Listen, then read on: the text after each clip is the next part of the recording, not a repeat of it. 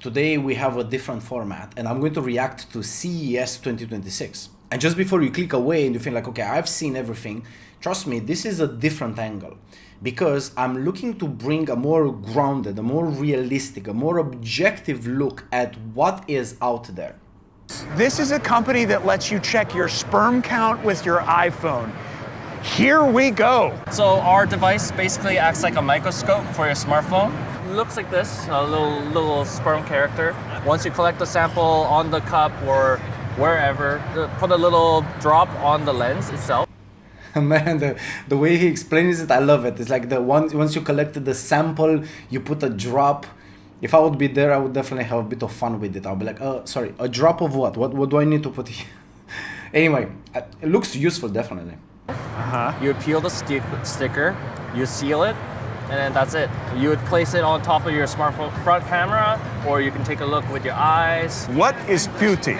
Who is doing the first handbag with an OLED screen. Just send image, send picture, texture on the bag to match your outfit or just show up what you want to show. This is using Bluetooth. We pair like this, and we have an app. Obviously, the app is there to be sure we control as a brand what the user will send there. For some patent purpose. Okay, this one I don't believe it's useful, and that's because it's based and created the whole idea that, oh, we can. Meaning, oh, somebody had an idea that we can take a bag and put like a screen, and since on that screen we can change the images however we want or the user wants, that's good, right? Well, it's not, because bags are kind of connected to fashion and to scarcity, and the value doesn't come from the look. The value also comes from the rareness of the material. Well, if you put a screen that you can just swap pictures, it looks convenient, but I don't think that the market will want this. This we cannot display some image, some logo from other brands. So you don't get anything inappropriate on the purses. That's totally true. First of all, this is a bag. This is an handbag. This is not an iPad or a touchable screen. It's a bag. Enough space for one. Now the golden looking image, it's fake. It looks like it's something golden, but it's just an image. And that fakeness, that difference between what it looks like and what it is, again, I don't think that things will go the way this company imagines, because the market doesn't validate fakeness. Market validates genuine scarcity. And again, if that would be really like a golden something, well, then the bag is valuable. But the moment when you put a screen and you can just like change it however you want, it becomes like a commodity. It's not that. It lowers the value. Let me see what's the price of this. Woman or man to store anything they need to store. Release this one, which is co-leather. Hey, there you go. One, smaller one, but the color of the image is also adapted to this color. So every single pattern and. No, man, this I'm sorry to say, respect to the creator, I really don't want to, but in the spirit of truth and in the spirit of providing valuable feedback to these companies, no, this is just like childish way to put two things together just because it sounds like a good idea. Oh, we have a bag and people or women like to on this bag to have different visuals, so how about we put why don't we put like an iPad and just like, oh, now you can swap the pictures. I'm like, no, nope, never, ever. Design will be lightly adapted to the texture of the bag. You can see it's just regular bag, but flexible screen this time. So some of the screens are rigid on the larger bags, but the smaller ones have the flexible screen. The price for the first 300 on Kickstarter is close to $800 US dollar. $800. Oh, well, that makes sense because of the iPad inside. Yeah, okay, that's no. Hello, come here, good boy. Yeah, say hello. Yeah. It's an automated dog that roll over. Oh my goodness me. Oh, I want this. But will people really consider this, like this bunch of plastic being as cute as a dog doing that, because the movements are the same, but it's not the same thing. And I wonder, will we actually fall for this? Will we believe that, oh my god, this is like so cute? I'm like, this is programmed. It's like nothing cute. It's because it's programmed. Most people engage with it as if it's a real dog. They're making a pictures like, hey, come here, let's play, give me shake hand and all of that. But it's just like a robot. It's like a bunch of plastics with motors, and it's nothing like a dog. But we tend to anthropomorphize, I messed up the word, the object. That's why even I've seen another video, like a guy talking about a robot that would imitate a female, would be like, oh, she does this, she does that. I'm like, we still don't understand that this is just tools. It's not really a person. It's not really a dog. Ecovac's Little Milo. It is a fluffy little robot toy dog that doesn't really do very much more than just sit there and be a fluffy little robot toy dog. It's cute and it's cuddly and it wags its tail and it cranes its head around from side to side and even reacts when you give it scritches behind its ear. And that's it. There is no more. It's just really darn cute. The AI side of the whole thing is that it's packed with sensors. It's got a camera, it's got a microphone, and it's got various touch sensors so that it knows when you're giving it scratches and scritches and belly rubs in the right places. It can recognize its owner and regular visitors, and it reacts to their presence. If you're sad, it will behave differently to if you're happy, at least as best as it can tell. I think this is pretty useful, especially to monitor your kids and somehow keep the house safe. And I don't know, just for monitoring around children is definitely cute. Like, nobody really gets fooled by this being a dog, even if it's really cute. But the combination between the cuteness and the utility, because it has cameras, it kind of makes it pretty useful. Oh, and here's another one that was really cool and kind of spooky too. It's this digital photo frame called the Vina AF1 from VinaBot, and you just give it any photo and it turns it into this moving portrait. But then, get this, you can actually talk to it and it'll respond to you in real time. So you can literally have a conversation with your grandpa who passed away. So yeah, it's a little eerie, but also kind of amazing. Plus, VinaBot also showed me another cool item they had, which was this fancy album-style book where you open it up and a photo comes to life as a moving video above the page, and it's almost like you're reliving that moment again. It definitely was something else. Yeah, I agree. It's definitely something else. I'm not sure if the market is going to validate this. My first impression, it's like, I really want to see the original picture, and having a simulated video generated by AI based on that picture right next to it, for me, it makes it strange. I would not want to see that because I know it's fake. I know it's not real, and at the same time, I want to see the real original picture, how it was, like the snapshot of reality of that time. Everything else that is just like AI generated, my reaction is like, nah, I don't want to see this. But again, maybe someone else would. It's this WoW cube from Rubik's, and at first glance, it looks just like a regular cube, but once you pick it up and turn it on, you realize it has screens on every side, 24 to be exact. And then from there, it lets you play a bunch of different games. It shows you pictures in a fun way. You can have little widgets displaying useful info from your favorite apps and a lot more. It's basically a volumetric game console and brain gym, meaning all the games are built around puzzles, focus, and problem solving. This one, I like it. I like it because it's so modular and can serve so many purposes. It's entertainment, it's games, but also useful because you can connect it to your apps. This one, I like it. If you're lonely, this little device called Amy from Lepro might just be what you need. It's basically this little capsule that has a digital human living inside of it, and it's designed to talk to you and keep you company at your... Well, if you're lonely, this is definitely not what you need, but I get that this is how this type of products are promoted. But in reality, if you're lonely, you need to connect with other people. You need to engage with the community.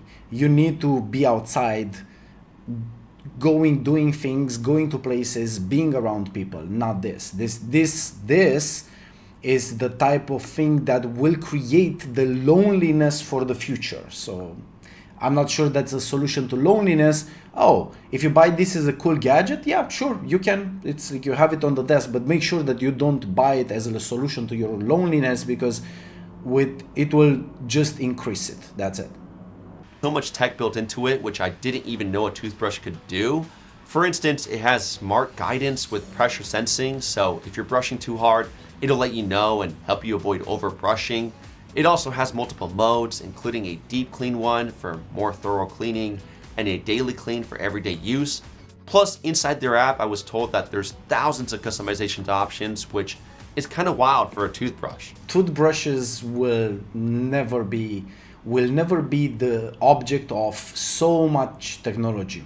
And I understand why companies like this, they figure like, you know what, everyone is using a toothbrush, so if we put all the gadgets, all the technology, all the AI and the software inside, we can sell this for a lot of money.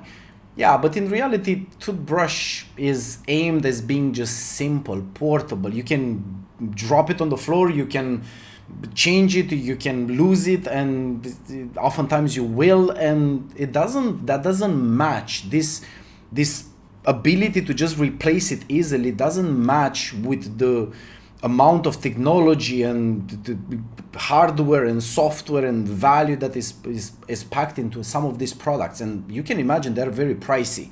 The battery too, they said it can last up to 70 days on a single charge, which is crazy and is perfect if you travel a lot or just don't want to think about charging yet another device.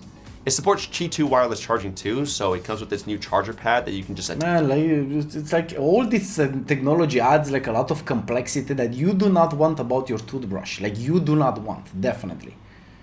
attach to it magnetically. It's great. And on top of that, it's literally waterproof, so you can rinse it under running water. Of course, I guess it also cleans the swimming pool. They're at the booth, they showed it was submerged, and then it was completely fine later. It's a great... And I guess it has like flashlight, GPS, like USB device, connects to everything. It's portable, it's adapter, and it's also like a multiplicator for your like wall socket. It's just like, it's a toothbrush, man. It's a toothbrush.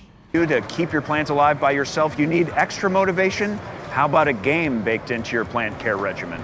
So we have our first gamified plant scissor in the entire world. Besides providing scientific plant data through our app. Oh my God, the way he explains, like, so this is the first time when we have a gamified growing your plants in the world. It's like he's talking like they discovered cancer, and it's like... We also have an entire game system built up in our hardware. So it will express its expressions and tells you what your plant actually needs. When we enter the game, we can always do like daily and weekly quests or missions. So you could just... You have quests and missions to grow your plants now. This is... No. Next. Accept the mission, and then afterwards, when you complete the mission, you will get rewards for it. And this little character, his mission is to save his mother planet. Every time you complete a mission or you...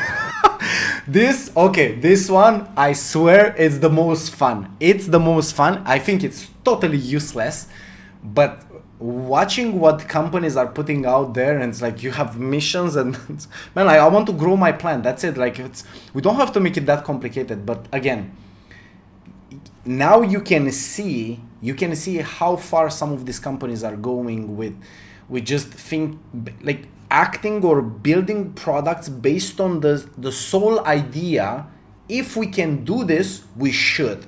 And the market should respond to that and be like, well, that's kind of silly. We don't need this.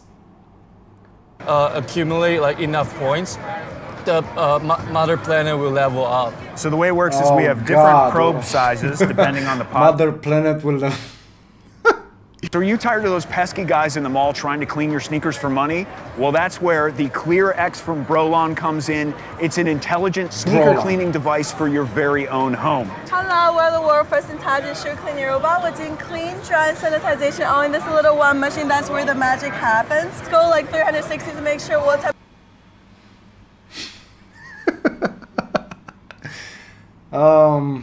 I'm trying to focus on the presentation. I'm trying to focus on the value. Just give me a second, okay? I think I got this. What material is your shoes and how dirty is your shoes? The cleaning process is 15 to 30 minutes, and the drying process, because we're using low temperature drying, it's gonna take up to an hour. You can see we can roll around kind of like a barbecue machine.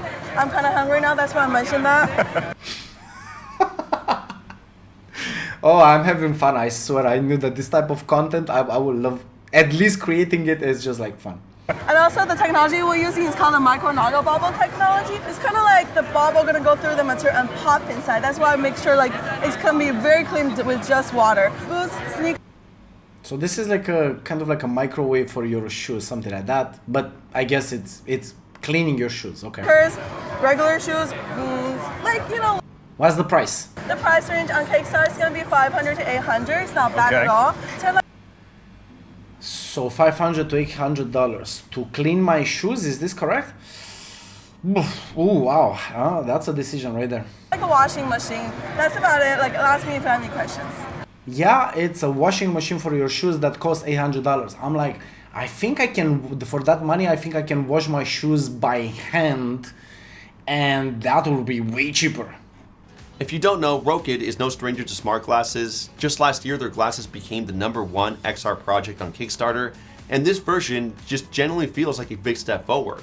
The main focus here is that these are some of the most lightest AI glasses out there with a ton of lens options, and you really do notice how light they are. They weigh just about 38.5 grams, so once they're on your face, you kind of forget that you're even wearing smart glasses. The lens options are also really great. You can customize them exactly how you want. Photochromic, prescription, blue light, UV, you name it. Mine are just a pair of sunglasses, so they worked and looked super stylish while I was walking the streets of Las Vegas. And then on the smart side, these are way more open than most AI glasses. They work with ChatGPT, Google Maps, and Microsoft AI, so you're not locked into a single assistant.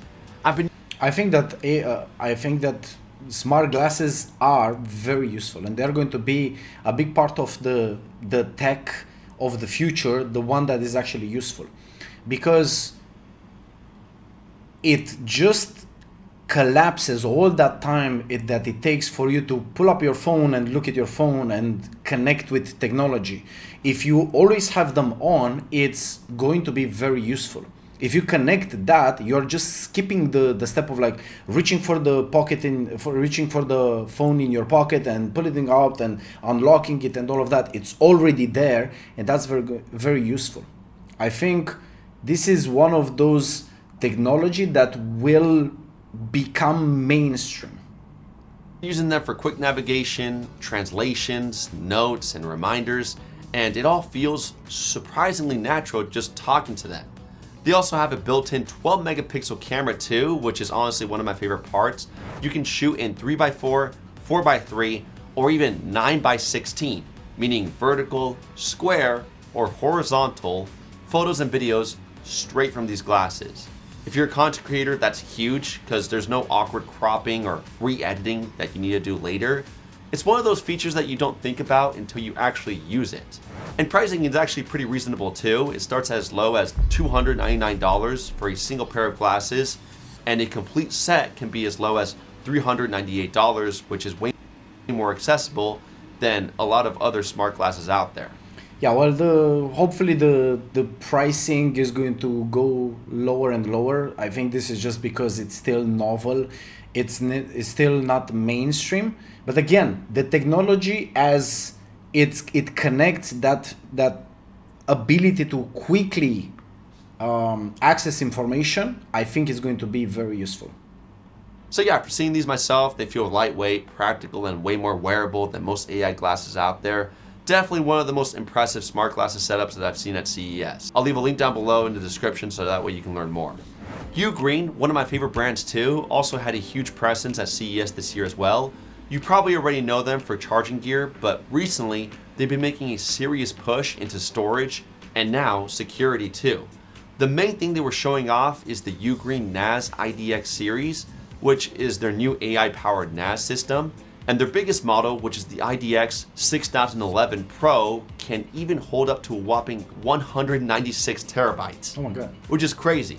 But still, this is way more than just storage. Instead of dumping files into folders and never finding them again, this thing actually understands your data.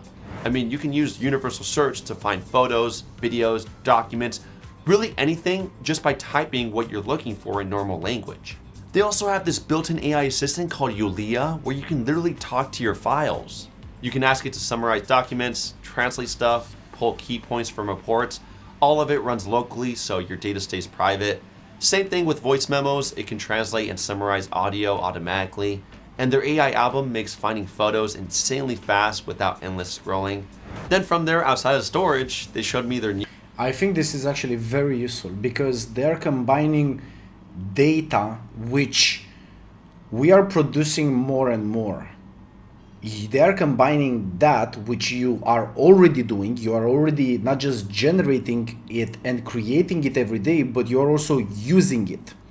They are combining that with easy access. You can ask questions, you can talk to the data, you can do all sorts of interactions with it, which having large capacity storage combined with that ability so you can interact with the data, I think this is very good, very useful.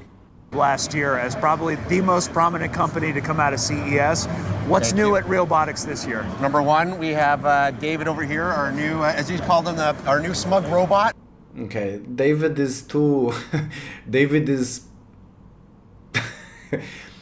Man, I don't think like we are there yet, and I don't know why people keep playing this game, and I'm sure this will get better, but for now it looks like a joke. It looks like it's a polished joke, but it looks like a joke. He's got a little bit of an expression on his face. I don't know what was that with, but it did something with this, and it was creepy. Like a little bit of... Yeah. and the smile is like just not there yet. Oh, I cannot do this. Next. Yes. Like superiority? The fact that he evokes some emotion in you, I think is a good thing. Yeah. Okay, this argument, first of all, the guy who is like, he's the salesman, he is the CEO, I don't know who is the person, but his argument is not really something that floats, because even, okay, if I drop a rock on my head, that will definitely evoke an emotion. But that doesn't mean the rock evoked an emotion. It means that I'm processing reality in a way that will evoke an emotion. So it's not really the robot, but the guy, as you see, is like, So he's like, if that evoked an emotion, it's like, that's pretty good. And I'm like, that's not really good.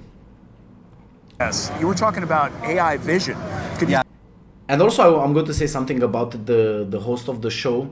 Again, I don't like to. I don't want to talk bad about anyone. I'm just trying to bring value. But I feel like his presence here is not really to understand deeply or to question. He is just there to give them a platform. So, for example, if the guy says like, "Oh, if this evoked an emotion in you, that's pretty good, right?" But if this would be me instead of the host of this show, I would be like, "Wait, hold on a second." I would just like. I would put a bit of I would push back a little bit because truth matters. But again, I guess this is his show. This is how nothing wrong with it. It's just like I would do it differently, definitely.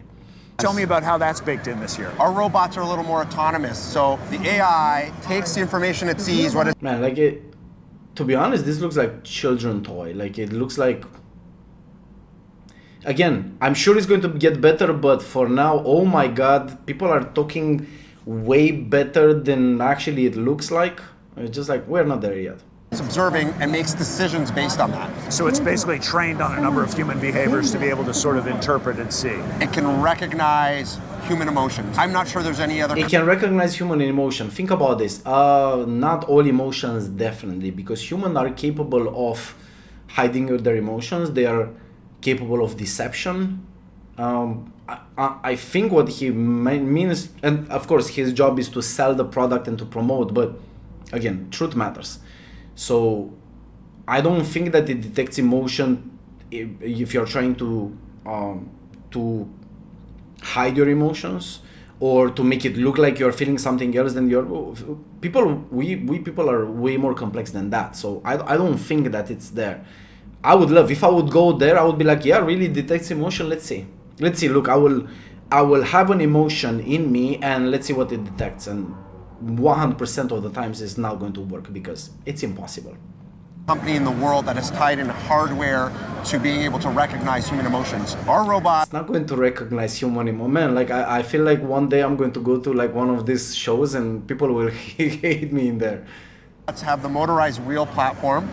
And let me tell you something about this. Like even the designs, like look at this lady, whatever, but my God, like I would not want this in my house. Like it's just like even as like it's for me this is not attractive. It's like it's too much polish. The lips are too we people don't want perfection to that level, and this is kind of like a plasticky perfection. It's not really perfection as in beauty, as in human, as in nature, natural, but it's like plastic.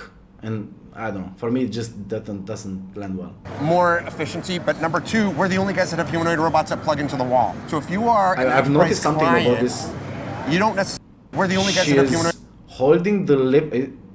Why is the lips are like this? I'm not sure, but is that a bug or a feature? Because I see that it looks like she's like, baby. But I don't know if this is intentional or not, but just funny to notice. Robots that plug into the wall. So if you are an enterprise client, you don't necessarily care about the walking. What you care about is a robot that will work for you all day, all week. You can see here, she follows me, and you can see she's much more fluid than the one we had last year.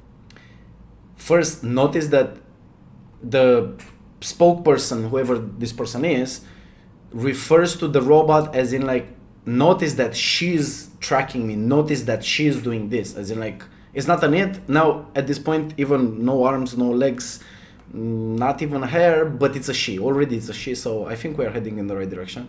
Here, this will be across all of our robots here next year. They'll be able to talk and recognize you. They'll be able to, read. They'll be able to see colors and again, recognize emotion. We did. Yeah, well, having a camera with a sensor and connected to some sort of technology that can extract text and can identify objects, that's nothing new. Being able to recognize emotion, I don't think so. I really don't think so. This, sometimes you go to a fashion show, they have like the craziest outfits and it's really just to get attention. We wanted to show a little bit of creativity and something sci-fi related. Yeah, that explains the hair, definitely.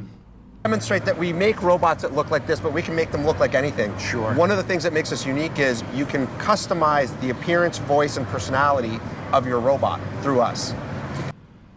Okay, if that makes you unique, I think that is definitely for now, because it doesn't look like something that other companies cannot replicate, definitely.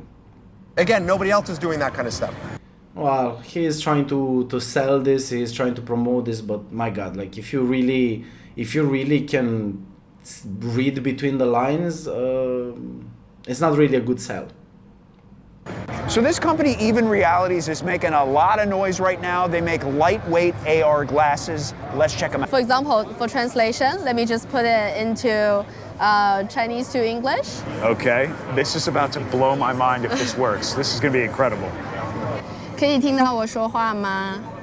Can you hear me speaking? Exactly. Wow, that is amazing! Can you try it again? Say something else. 你今天过得好吗?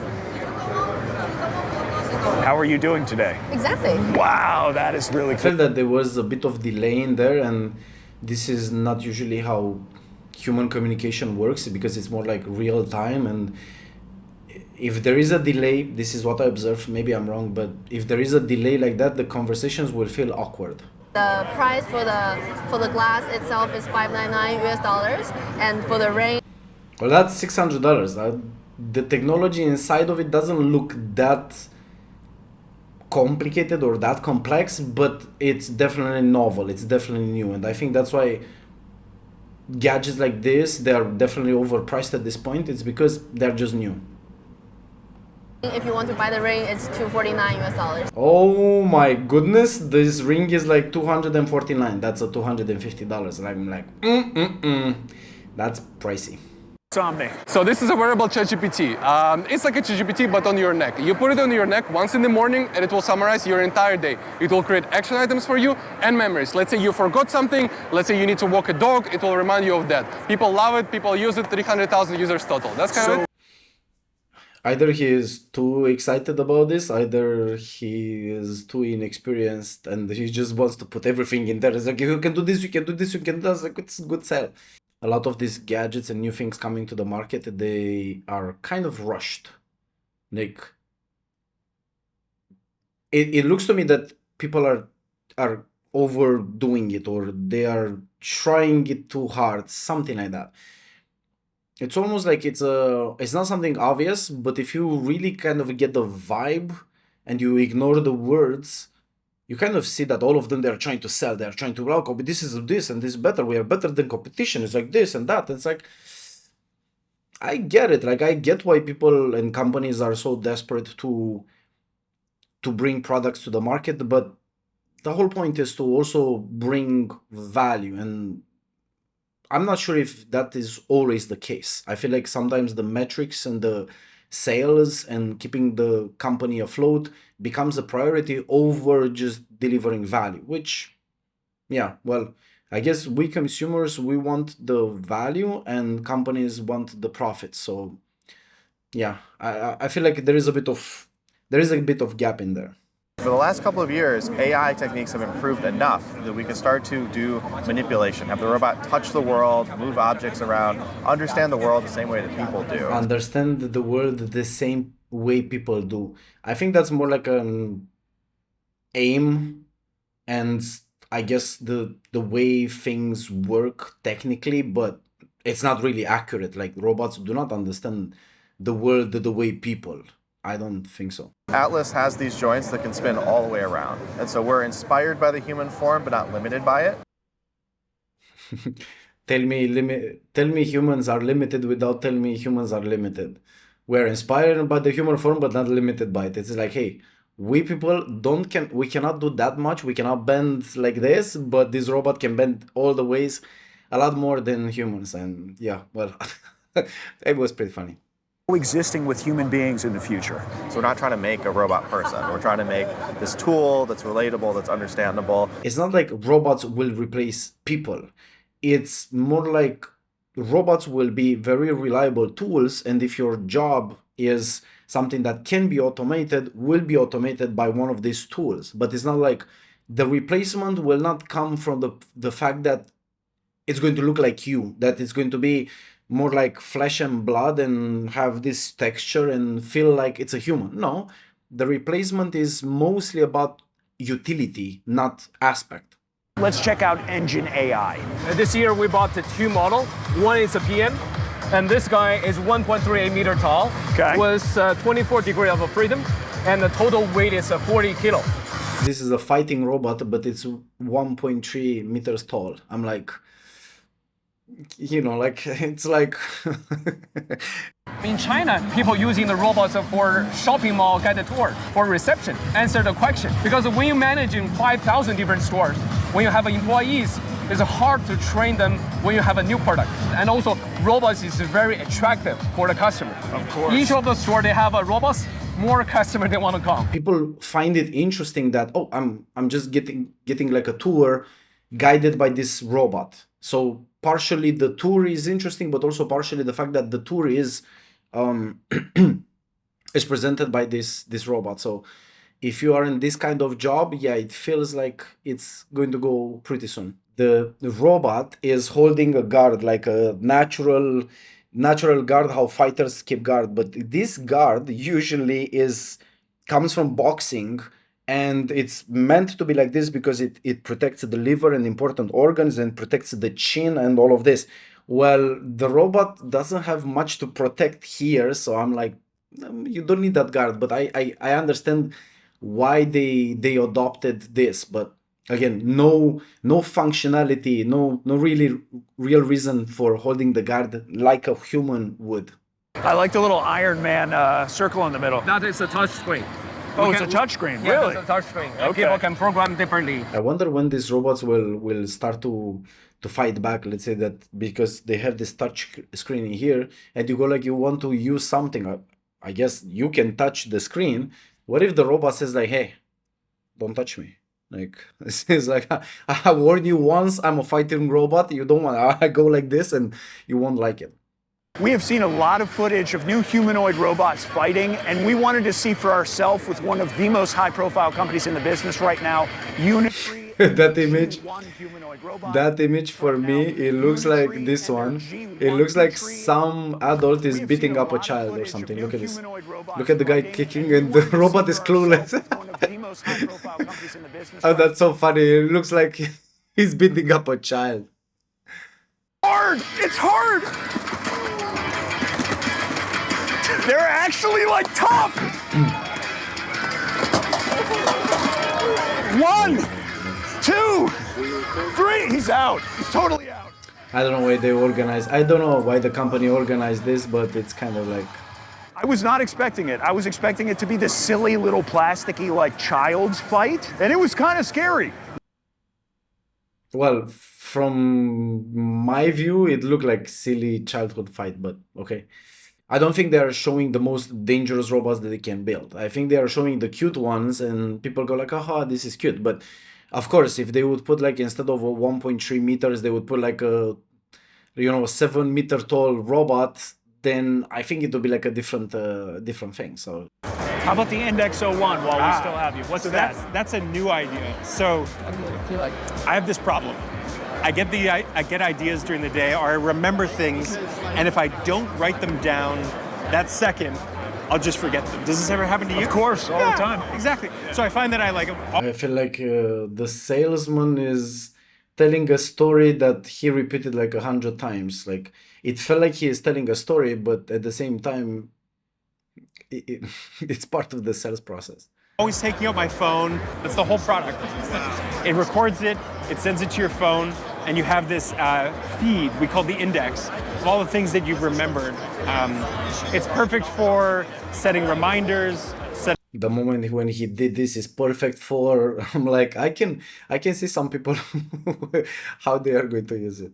Alarms. I always like asking people like, hey, what book have you read recently, or what book do you like? I just recently went through a couple Daniel Woodrell books, like the author of Winter's Bone. Imagine interviewing someone with this, like, so I want to ask you something. What do you think? What if I put my fist in your mouth? The touch diver is a glove that lets you feel and touch and grasp. This looks so clunky. An extended reality application. You can grasp the object and feel this object in terms of stiffness of the object. So the contact force that you apply on it. Oh my god, that thing must weigh 1 kg at least. We have an open flame on the red one. Is it burning? Wow, you can actually feel the heat. I feel like we are kind of at the beginning of the road, and a lot of these gadgets are going to... Well, first of all, most of them are going to disappear. Some of them will just look hilarious just a few years from now, and some of them will survive. But most of them, again, most of them are just forced. They're too early. They're not really matured. I feel like the marble's a little bit cooler too. There is a cutaneous feedback that is applied. To be honest, I think this is one of the most useless I found so far. Sorry for the company who puts this out there, because I know this is a lot of work and people are working on this, but we have to get to a point where we understand utility beyond just like, oh, we could do this, so let's put these sensors together and these end motors together and we can apply some software and some artificial intelligence, and yeah, I think this could do that. I doubt that this experience and the sensations that you're going to feel are anything close to really to how we feel touch. So, and I think that it's a long way to go. It's if I would have a company, I would definitely not to try to build something that I know that is not going to be good. Like the timing is not there, the technology is not there. It's just like it looks clunky, it's heavy. Definitely all the sensations are just contrived and forced, and I bet they kind of look like that, but they must be pretty far off. So therefore, all this time and energy invested, it's, again, it could be invested into something, building a technology that its time has came. I don't think that this or other devices that I've seen today are really at the right time. I think they're a bit too early and not in a good way.